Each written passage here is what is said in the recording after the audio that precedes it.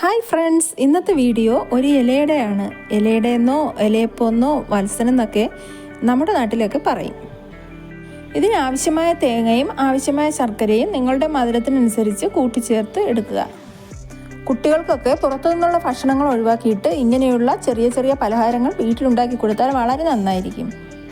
ഇത് തയ്യാറാക്കാൻ വട്ടയിലയോ വാഴയിലയോ നമുക്കെടുക്കാം. ഞാനിവിടെ എടുത്തിരിക്കുന്നത് വട്ടയിലയാണ്.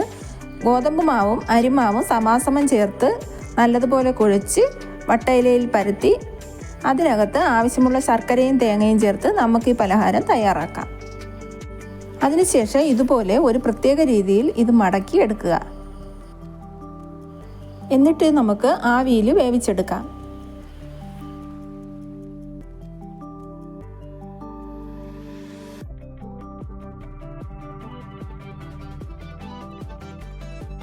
ഒരു 20 മിനിറ്റ് ആവിയിൽ നല്ലതുപോലെ വേവിച്ചെടുക്കുക.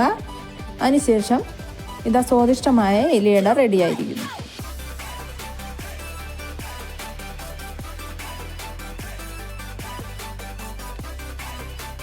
ഇത് ട്രൈ ചെയ്തിട്ടില്ലാത്തവർ കൃത്യമായി ഇത് ട്രൈ ചെയ്യണം. വൈകുന്നേരം സ്കൂൾ വിട്ട് വരുന്ന കുട്ടികൾക്ക് ഇത് ഉണ്ടാക്കി കൊടുത്താൽ അവർക്ക് വളരെ സന്തോഷമാകും.